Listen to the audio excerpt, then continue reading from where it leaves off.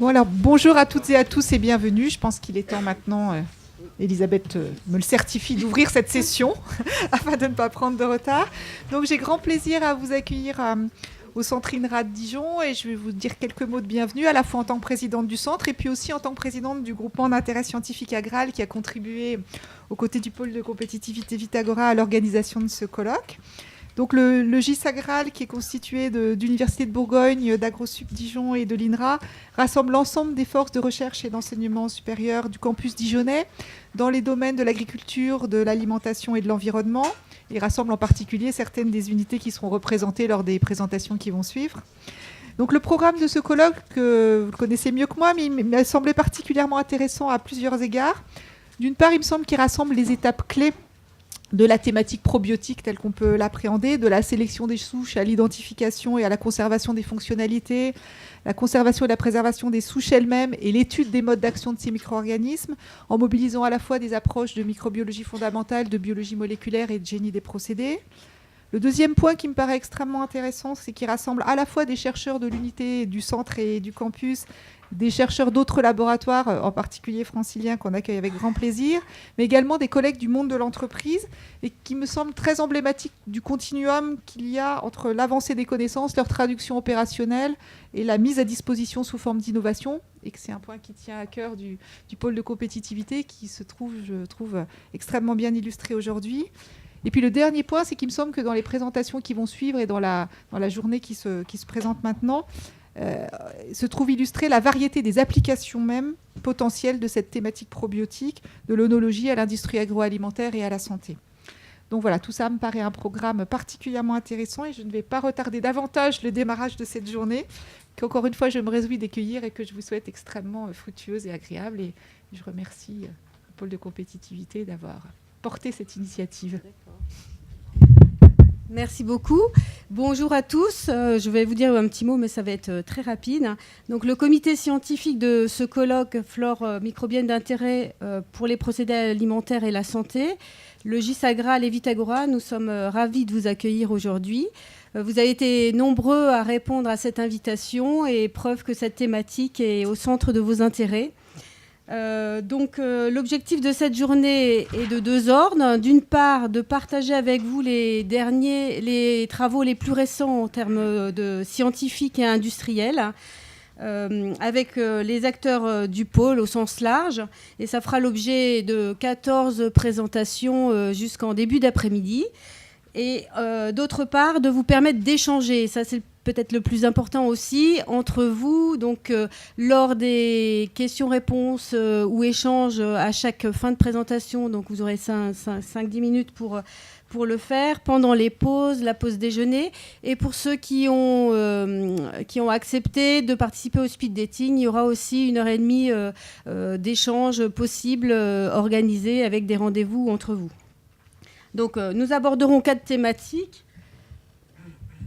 Donc, suivant le programme, la première thématique, c'est la biodiversité microbienne et la sélection des souches d'intérêt. Donc, cette thématique sera animée par Laurent Rios de la société Biovitis. La deuxième thématique, c'est comment identifier et conserver les fonctionnalités des souches. Et cette thématique va être animée par Patricia Ramos de la société Senoble.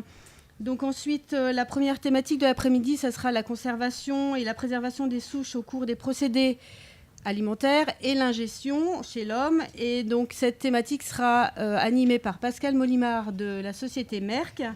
Et la dernière thématique, ce sera les modes d'action des micro-organismes qui sera animée cette session par Nicolas Desroches de Nexidia.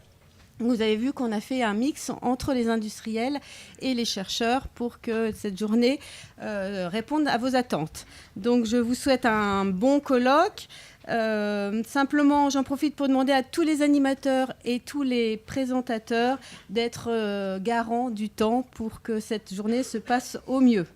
Voilà, et donc je laisse la parole à Muriel et à Laurent qui vont faire une introduction à cette journée. Merci à tous et bonne journée.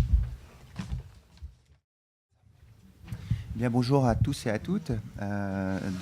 Merci au pôle de compétitivité Vitagora ainsi qu'au GIS Agral de nous avoir et au comité d'organisation de ce congrès de nous avoir proposé de réaliser cette introduction. qui sera réalisé à 2 voix, puisque à mi-parcours, Muriel Thomas de l'UMR Michaelis, de l'INRA de Jouy, prendra le relais. Et je représenterai pour ma part l'unité mixte de recherche procédés alimentaires et microbiologiques d'AgroSup Dijon et de l'Université de Bourgogne. Donc, je dirais que pour entrer en matière, nous nous sommes tout d'abord intéressés au terme de flore microbienne d'intérêt, puisqu'à ma connaissance, c'est la première fois qu'il est utilisé comme tel, et qu'en fait, il fait référence à un certain type de micro-organismes qu'habituellement on qualifie de positifs ou de flore efficace. Donc, tout naturellement, nous allons commencer par tenter de définir en fait ce que sont les micro-organismes d'intérêt et quelles sont leurs actions, leurs activités. Donc, pour cela, on avait 2 entrées possibles, ou bien établir un listing assez rébarbatif, il faut le dire, d'espèces qui sont impliquées à travers leurs effets dans la genèse, par exemple, de certains aspects de la qualité des aliments.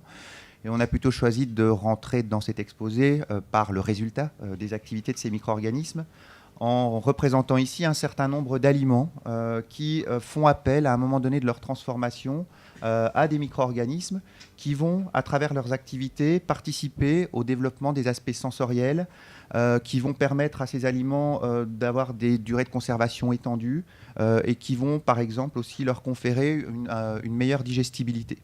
Donc ces micro-organismes sont de tout type. On rencontre des champignons, on rencontre des levures, on rencontre des bactéries. J'ai représenté ici 4, on va dire, micro-organismes un peu emblématiques de la transformation dans les aliments, avec la levure, Saccharomyces, avec des bactéries qui interviennent dans la production et l'acidification des produits laitiers, avec une bactérie Eunococcus honi qui est beaucoup travaillée dans notre environnement proche à Dijon, puisqu'elle participe à la fermentation malolactique des vins. Et puis également un champignon qui participe à la formation de la croûte des fromages à pâte molle. Donc voilà, ces micro-organismes, ils présentent un intérêt puisque vous le voyez, ils confèrent des aspects positifs aux aliments. Pour ce qui est des aspects santé, nous avons choisi de rentrer en matière en vous présentant ici une carte. Alors, bon, c'est peut-être un peu petit. C'est peut-être un peu petit pour ceux qui sont au fond. Mais cette représentation... En fait, c'est parce que tu as écrit ici. Cette représentation, en fait, est celle qui a été publiée, alors, je crois, en 2012, du microbiote humain et qui, en fait, révélait la diversité des micro-organismes qui se retrouvent dans différents organes ou différentes localités de l'organisme humain, avec tout un assortiment, alors ici ce sont des bactéries, tout un assortiment de micro-organismes qui sont localisés au niveau de l'intestin, au niveau de la peau, au niveau de certaines muqueuses, au niveau de la langue, etc. Donc ceci nous montrait en fait que les micro-organismes sont en quelque sorte, font partie intégrante de notre propre organisme. Pour illustrer un petit peu les conséquences de ces données d'exploration génétique de la diversité microbienne dans l'organisme humain, nous avons choisi ici de vous présenter la une d'une revue de vulgarisation scientifique américaine qui révélait donc toujours en 2011-2012, je crois, que nous étions finalement 10 fois plus de micro-organismes que de cellules qui nous composent. Un papier extrait du Monde, qui en fait, je crois d'ailleurs, a été rédigé par un des membres de l'équipe de Michaelis, je crois, et qui en fait affichait que ces micro-organismes sont même peut-être en train de guider nos activités. Et puis enfin une représentation qui définit un terme, Microbe-Man, donc qui est là aussi tiré d'une revue américaine qui est plutôt qui a vocation d'information et d'éducation auprès des jeunes étudiants scientifiques et qui révèle au fond que l'homme et les micro-organismes sont une identité et éduque très tôt à ce concept. On en a terminé, je dirais, avec la seule vision du micro-organisme néfaste.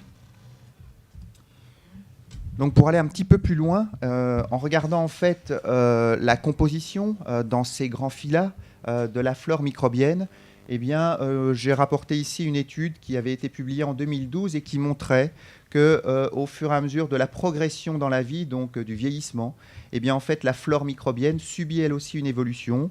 Ce papier montrait aussi que dans certains cas, comme des dysfonctionnements physiologiques, comme les cas d'obésité, de malnutrition, eh bien, en fait, cette flore est fortement affectée. D'une manière générale, depuis une décennie, il existe un nombre de papiers scientifiques extrêmement important qui montrent qu'il existe une relation entre la composition de la flore et le développement de pathologies. Je cite ici les allergies, les phénomènes d'intolérance, l'inflammation, l'obésité, cancer, troubles nerveux. D'une manière générale, ce qu'il ressort, c'est que la flore d'intérêt, dans ce contexte donc d'un nombre important de micro-organismes qui sont en association avec notre propre organisme, eh bien, en fait, cette flore participe à l'équilibre physiologique et au maintien de l'intégrité de l'organisme via des mécanismes. Alors, je les ai notés entre guillemets soupçonnés. Certains sont plus ou moins quand même avancés. Mais en tout cas, la plupart reposent sur des productions de métabolites, qu'il s'agisse d'acides gras, de peptides, de liposaccharides, de protéines même.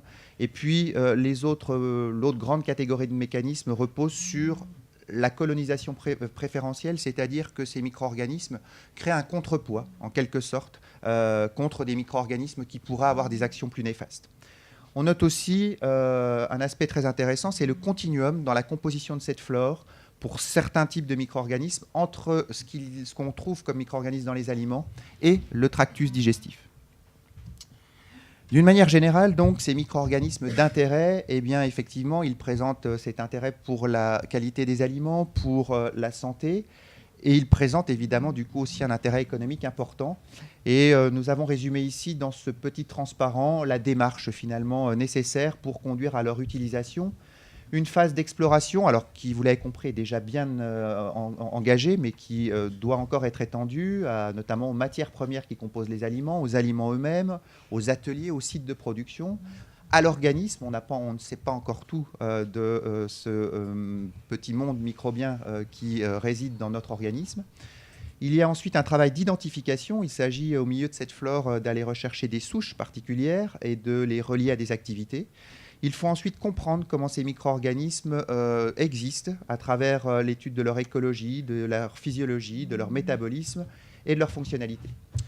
Ce qu'on retient en tout cas, c'est que leur utilisation prévisible intervient dans la qualité des aliments, dans la santé, le bien-être, dans la qualité aussi de l'hygiène et aussi dans la qualité de notre environnement, puisque certaines de ces bactéries ou de ces champignons ou levures participent à la dégradation de molécules qui peuvent être toxiques ou qui peuvent être des polluants.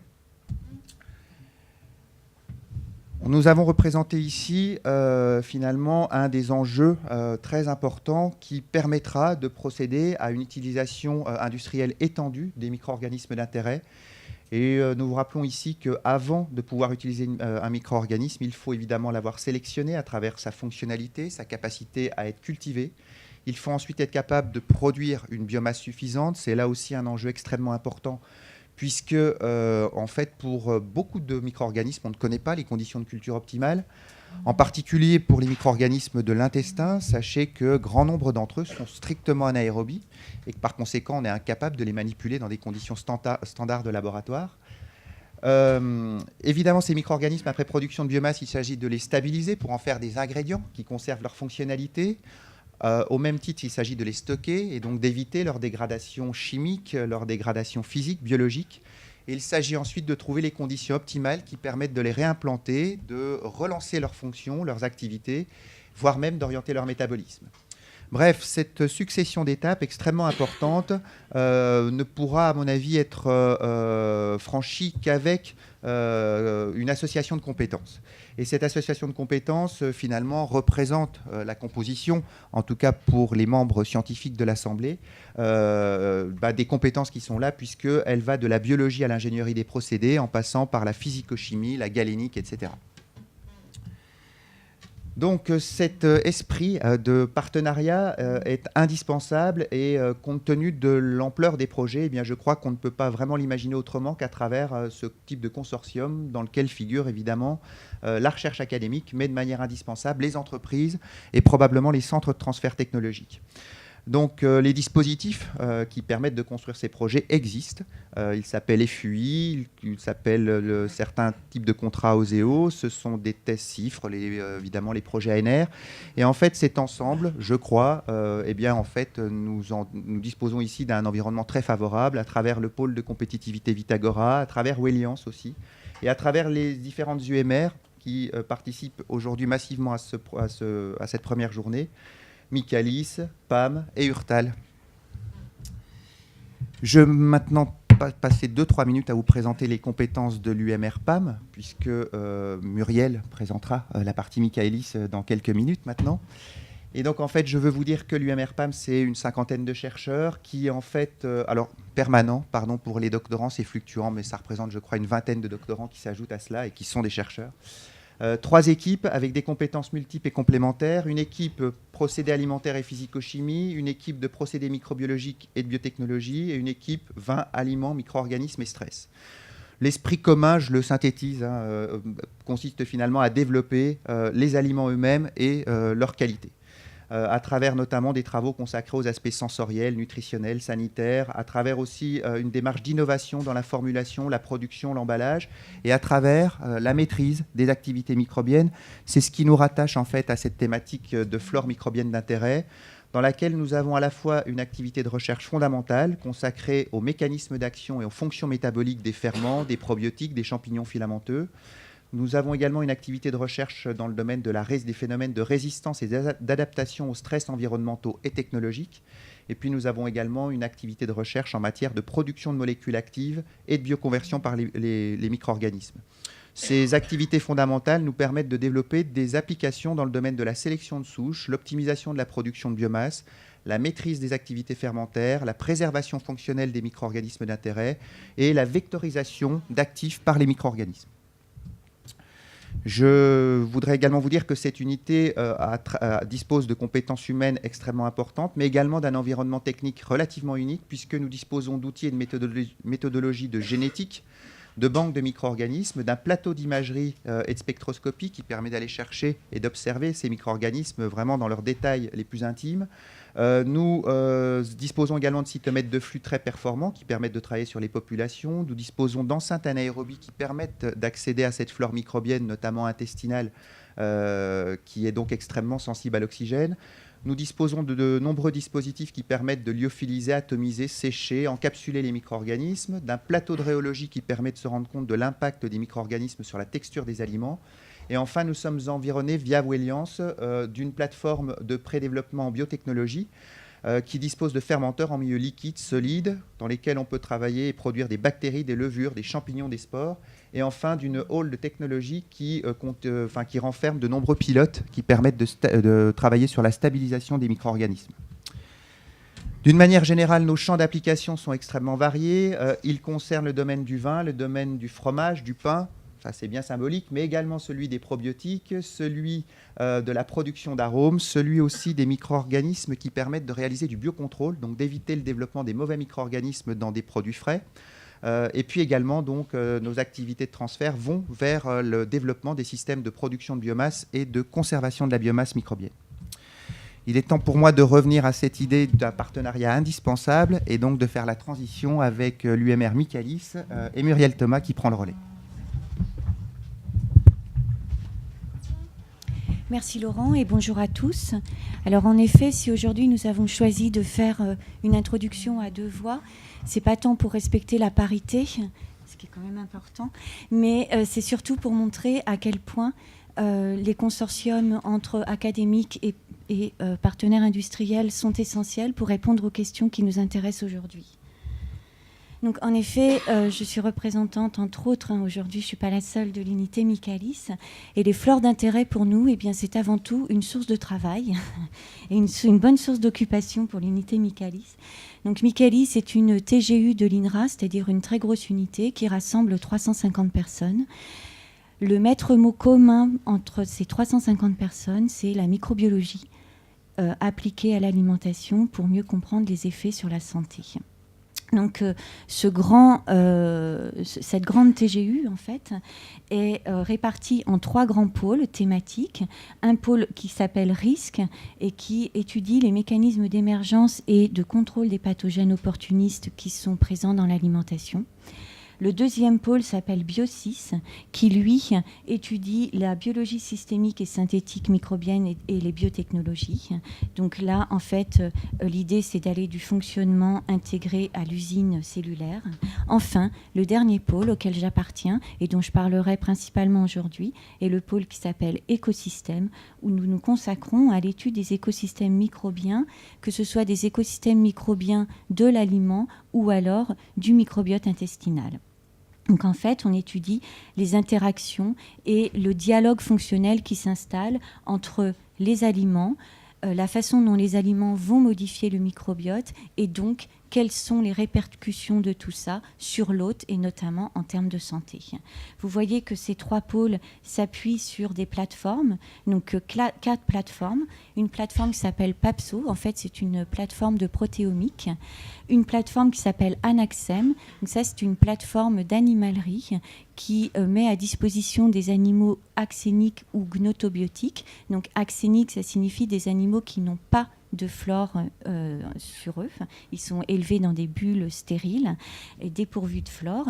Et donc, grâce à ces rongeurs, car ce sont principalement des rongeurs, eh bien, on peut étudier l'effet d'une flore particulière. On peut, par exemple, obtenir des rongeurs qui vont, dans leur tractus digestif, héberger seulement une seule bactérie ou 2, ou alors des bactéries qui sont représentatives, par exemple, d'un microbiote malade ou d'un microbiote d'un patient qui va présenter une maladie inflammatoire, par exemple.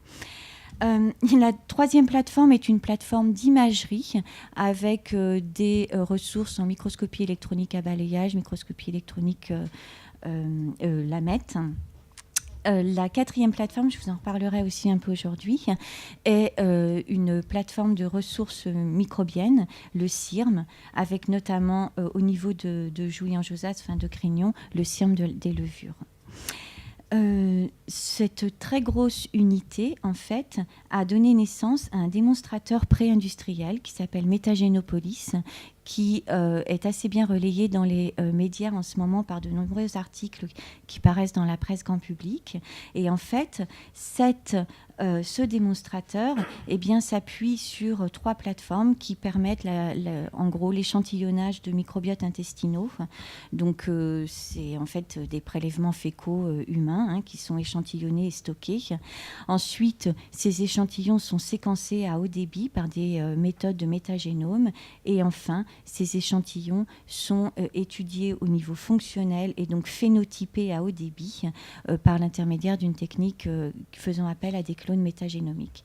Aujourd'hui, je vais me concentrer sur ce qu'on fait dans le pôle écosystème et pour intégrer en fait, la place du pôle écosystème dans ce qui nous intéresse aujourd'hui, en fait, c'est l'étude des fleurs d'intérêt.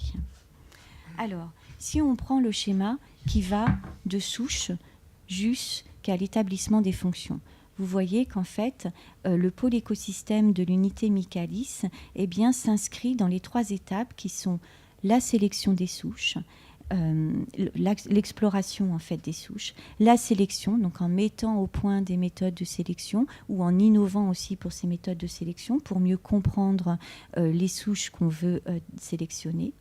Et enfin, nous passons beaucoup de temps à essayer de comprendre et de déterminer l'impact fonctionnel de ces souches, que ce soit en termes de santé par exemple ou pour des applications plus appliquées pour l'agroalimentaire.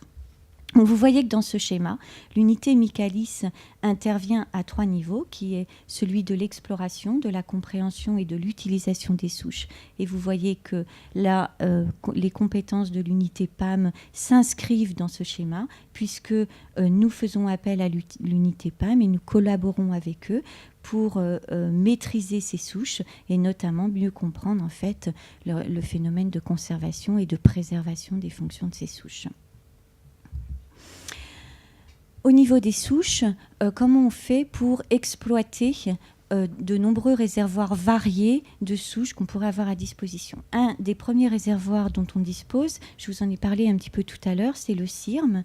Donc en fait, c'est le Centre international de ressources microbiennes, dont le responsable et le référent est Serge Casaregola, qui est ici. Serge fait également partie de l'unité de Michaelis. Et vous voyez que ce centre de ressources microbiennes gère 20 000 isolats, cela sur 4 sites thématiques, hein, c'est-à-dire que les différents sites dans la France, ils sont un petit peu décalés vers l'ouest d'ailleurs, mes sites, eh bien, renferment soit des librairies de bactéries alimentaires, par exemple à Rennes, ou alors des levures à Grignon, par exemple.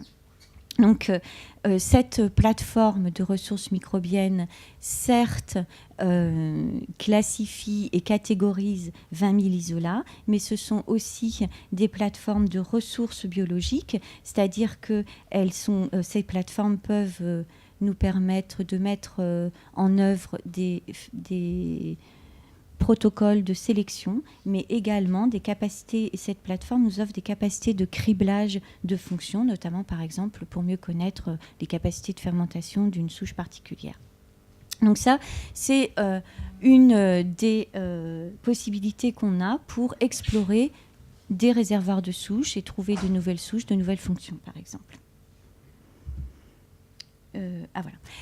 Un autre réservoir de souches que nous explorons, parce qu'il est sans doute source de grande innovation, eh bien, c'est le microbiote intestinal. Comme vous l'a dit Laurent, nous hébergeons davantage de bactéries que de nos propres cellules. Nous sommes donc des hybrides. Et parmi les 10 puissance 14 bactéries qui sont présentes dans notre tractus digestif, et parmi les 500 espèces, il y a fort à parier que nous allons trouver de nouvelles souches qui vont potentiellement être utilisables chez l'homme. Évidemment, ce sont des paris. Et là, il va falloir aussi lever des challenges, notamment par exemple des challenges technologiques, puisque la majorité de ces souches sont des bactéries extrêmement difficiles à cultiver. C'est la raison pour laquelle on les connaît et on les maîtrise encore si peu.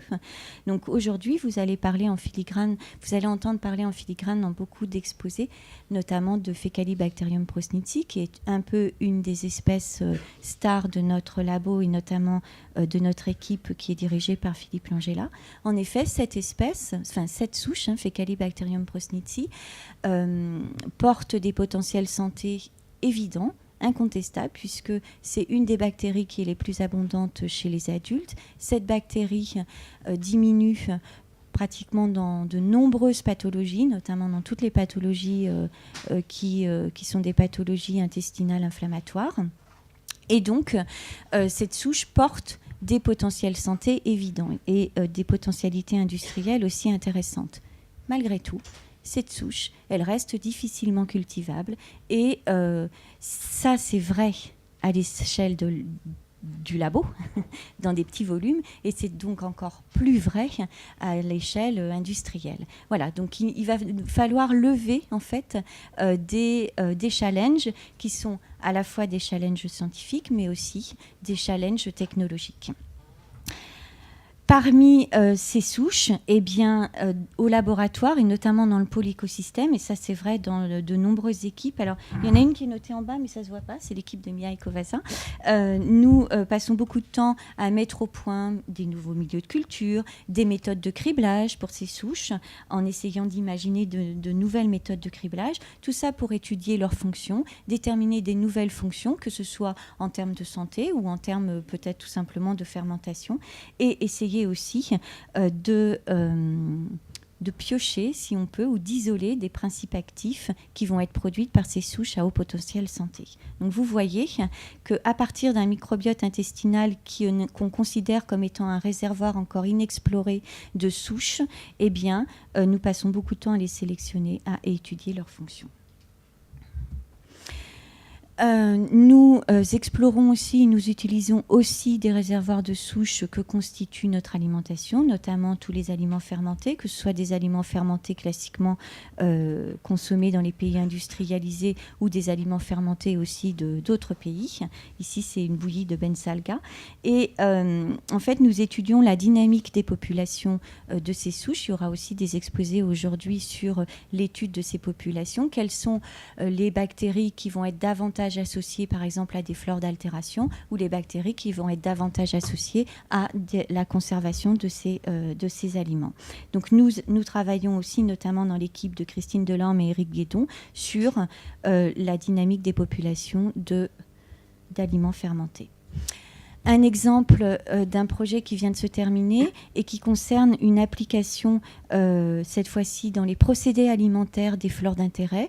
Donc le projet ANR s'appelle EcoBioPro, il vient de se terminer. Il a été coordonné par Marie-Christine Champaumier-Vergès. Et ce projet, en fait, consistait à utiliser des bactéries qu'on peut ajouter en fait comme biopréservateurs pour notamment la viande fraîche. Je vous incite à consulter le site puisque tout le site ici d'EcoBioPro, tous les résultats de cet ANR y sont proposés. Maintenant, j'aime davantage zoomer sur l'activité de notre équipe, puisque notre équipe, comme toutes les autres équipes du pôle, est concentrée sur les 3 items que j'ai déjà déclinés. La seule différence pour notre équipe, en fait, c'est qu'on s'intéresse davantage aux fonctions et à l'intérêt santé des bactéries. Et non, on est un petit peu plus éloigné des intérêts agroalimentaires pour l'instant. Donc, quand on a des souches, comment on les sélectionne et comment on peut étudier leur impact en termes de santé, comment on peut essayer de découvrir des nouvelles fonctions santé de ces bactéries. Donc, je vous ai donné 3 exemples, notamment ce qui a été fait autour de bactéries lactiques, qui sont des bactéries très abondantes dans les aliments, mais qui vont en revanche être plutôt sous-dominantes dans le microbiote humain chez l'adulte. Ce n'est pas parce qu'elles sont sous-dominantes qu'elles n'auront pas d'effet ni d'impact santé. Et nous avons donc étudié l'effet de ces bactéries lactiques en termes de santé dans le cadre d'un premier FUI probiotique qui a été construit avec l'unité PAM et Merck Médication Familiale. Ce FUI s'appelle Probiotics. Et en fait, dans ce FUI, eh bien, à partir d'un grand réservoir de souches, notamment de lactobacilles, il a été designé des méthodes de sélection nouvelles pour pouvoir trouver des nouvelles fonctions de ces souches. Et Louise Bermudez vous en parlera davantage. Et il y a aussi Pascal Molimar, je pense, qui va parler davantage de cet aspect-là. On développe également des partenaires, des partenariats, par exemple avec Cindy Freckmiel. Ce que j'aime bien dans cet exemple-là, c'est qu'on a utilisé les animaux gnotobiotiques dont je vous parlais tout à l'heure pour construire, en fait, pour générer des animaux qui ne vont contenir qu'une seule bactérie lactique dans leur tractus digestif. Et comme ça, on a pu mettre en évidence de nouvelles fonctions de ces bactéries lactiques dans le tractus digestif au niveau de l'intestin. En ce qui concerne les bactéries commensales, nous travaillons sur beaucoup de bactéries commensales différentes, mais je vais illustrer mon propos notamment avec Faecalibacterium prosnitzi, puisque cette bactérie, l'étude de cette bactérie, en fait, est le socle d'un deuxième FUI qui fait appel au même partenaire, mais qui, cette fois-ci, avait pour objectif de montrer l'intérêt santé d'une bactérie commensale de type Faecalibacterium prosnitzi, qui, je vous le rappelle, est une bactérie extrêmement sensible à l'oxygène. Enfin, nous prenons place aussi dans le monde des probiotiques en étant peut-être un peu parfois des agitateurs d'opinion, en tout cas en faisant passer l'opinion que l'intérêt santé que l'intérêt des bactéries passe aussi par leurs effets santé. L'équipe Probiote est donc dirigée par Philippe Langella, qui est ici aujourd'hui. Et en fait, je vais parler un tout petit peu en 2 minutes du projet F-Paris. J'ai fini, en fait. Après, c'est fini. Ce que j'aime bien dans cet exemple, c'est que, contrairement à d'habitude, on n'est pas parti des souches, mais on est parti de la fonction. C'est-à-dire qu'on a remonté, en fait, les items classiquement proposés dans ce sens-là. Et on savait que Faecalibacterium prosnitzi, parce que ça avait été montré dans l'équipe il y a longtemps, présentait des capacités anti-inflammatoires. Et donc, à partir de cette connaissance-là au niveau de la fonction. On s'est dit on va trouver de nouvelles souches de Faecalibacterium prausnitzii. On a donc isolé 12 souches d'origine humaine et on les a caractérisées. On a cherché leurs effets anti-inflammatoires, mais aussi d'autres fonctions de type antidouleur. Avec l'équipe PAM, on a optimisé les conditions de culture et optimisé les conditions de déshydratation. Et maintenant, les essais cliniques vont être testés pour savoir l'effet de ces futurs compléments alimentaires à base d'une bactérie commensale extrêmement sensible à l'oxygène. Voilà, juste cette dernière diapositive pour vous dire que les 4 items de la journée, en fait, se calquent à ce qu'on fait habituellement dans les labos, avec tous les intervenants qui sont listés. Et juste pour remercier les organisateurs de la journée, qui sont Vitagora et Agral, qui permettent en fait aux intervenants et aux participants d'échanger, de comprendre, de partager et évidemment d'innover. Mais ça, c'est peut-être à plus long terme. On vous donne une feuille de route pour la journée. Elle est difficile, mais il faudra la suivre. Il s'agit de construire, d'oser et de savourer. Merci à vous.